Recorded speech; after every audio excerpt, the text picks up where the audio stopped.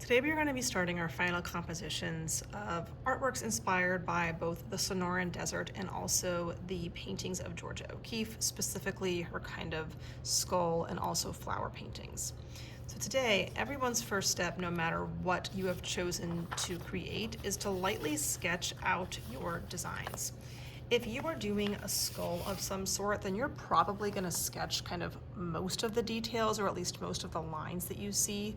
If you're doing something like a giant flower, then your sketch might be very simple. It might just be some simple outlines, and really the detail comes with the color part. So whatever your sketch is, then you will make sure that you are sketching it first in pencil. Today you have some options for how you will add color to your designs. At your tray there will be some Sharpies, both thick and thin. There will be some oil pastels, chalk pastels, and also some watercolors or kind of temper cakes.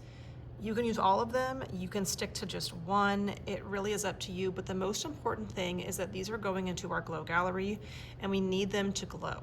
If you are getting a skull, if you're doing a skull, then you will get a specific piece of paper that glows better under black light. The flower papers are a little bit thicker and will hold up better to paint. If you are doing a skull of some sort, I probably would recommend doing some sort of Sharpie outline just to kind of define the edges. You don't need to do everything in Sharpie. There can be some areas that you shade in with pencil or even shade in with chalk or oil pastel, but usually the Sharpie looks kind of nice, just helping to define those spaces. If you're doing a flower, it might not make sense to outline it in Sharpie, but again, this is all up to you. So if you like the bolder outline of Sharpie, that's up to you. If you're doing a skull and you have some very kind of dark areas, almost like where the eye sockets are or where things are in shadow, I would not do that with a Sharpie unless you've got a really big Sharpie. I would more than likely do kind of those darker areas, probably with a pastel of some sort, either chalk or oil pastel. It'll help you to get more of like a shaded kind of value in those spaces versus just a solid black. So if that is my eye shape, I could use an oil pastel if I want to go back and kind of color in just a little bit darker in those spaces. And maybe I'm coloring in the darkest spaces with like my dark black by pushing down pretty hard. But then I could also use like my finger or a Q-tip to kind of blend that a little bit more down. And it kind of gives it more of that shadowy effect. So if you're wanting to use like either a chalk pastel or an oil pastel, I'll let you pick kind of whichever one you think is better. But sometimes that's a really easy way just to get a little bit of shading, is just by coloring kind of hard and then blending the rest. So again, it looks nice sometimes just to kind of outline the main features with a Sharpie and then use a pastel of some sort to go back, or you could even do it with pencil shading if you prefer that. But you could take just a little bit of dark pastel and kind of shade in some of those areas and then either use your finger or like a Q-tip just to kind of blend and add just a little bit more value into those spaces. If you end up getting some chalk pastel or oil pastel where you don't want it to go, you can actually use a pencil eraser and kind of clean up any parts that came out where you didn't want them to.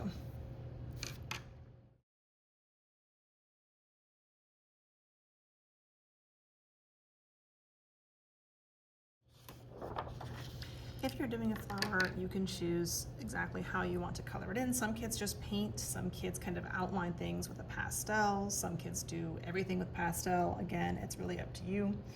I think for me, I'm doing this kind of globe mallow blossom, and I might do this middle part here with like an oil pastel so that if I do it with the rest of it with chalk or paint, it will kind of resist this more textured area. You also have mostly neon colors on your tray, but you are also able to use non-neon colors. I definitely would use a lot of the neon so that it does glow, but sometimes you need a little bit more kind of change in value. So if you need to use just some regular colors to kind of help make some darker areas or lighter areas, that's fine too. I think that I'm going to be doing kind of a combination of chalk pastel, oil pastel, and maybe some paint. And keep in mind that you might want to do some sort of layer today, like chalk or something wet like paint. And then once it's dry the next time, you can always go back on top of it to add something else. You don't have to accomplish all the layers in the same class period.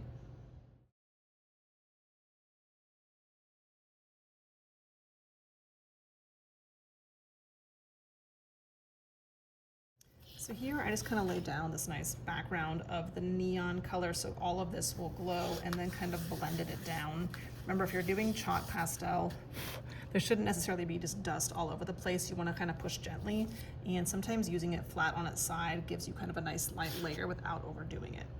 At this point, I can go back into my flower and I can kind of add in some of these darker shades, either with a darker pastel, or I could even just use kind of a non-neon pastel, like something a little bit darker to kind of do maybe the areas that are more in shadow. And then sometimes that just kind of helps to add a little bit more value without necessarily doing everything in neon colors. It gives you a little bit more color variations and options, but having that base layer of the neon pastel really does kind of sort of help it to still show. And there will be some Q-tips on your tables too you guys can use for like more finer kind of detail blending.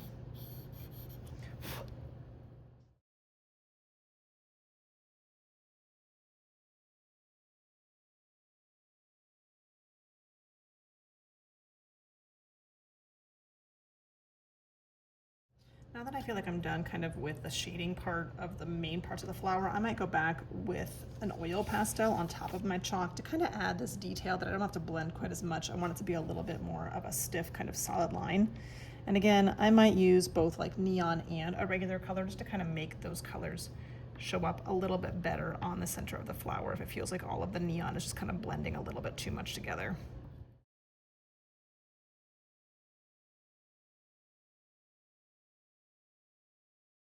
Don't forget that chalk is erasable, so if I want to go back and try to add some of the highlights that I kind of see here, I could probably take my eraser and kind of go back and just add a little bit more texture, but it's kind of erasing some of those spots if I want some of those highlights to kind of appear in my flower.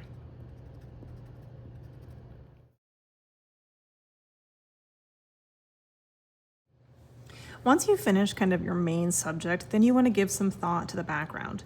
The background does not need to be chaotic and busy. We really do kind of want our subject matter to shine.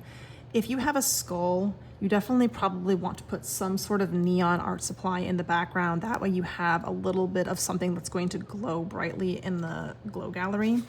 Some kids just take paint and they kind of just paint a very simple kind of gradient background alongside their skulls. That's an option.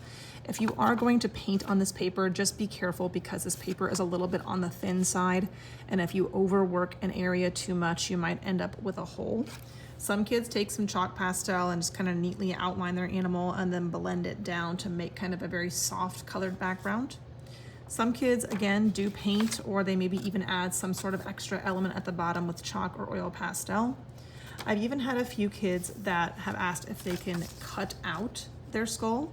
Now, if you have something like the deer mule where you've got lots of crazy pieces, that might not be the best option, but if your edges are fairly round and simple, you could cut your skull out. And some kids have even used like a darker background to make some sort of kind of chalk background, and they attach their skull to a darker background. So it's an option if you'd like to cut it out and attach it to something else as well. With the flower, a lot of kids are doing things like adding some paint or even just choosing some chalk in a contrasting color that just kind of fills those background spaces in. This could be a neon pastel, it could be just a regular color. But again, we want our kind of subject matter to be the star of the show.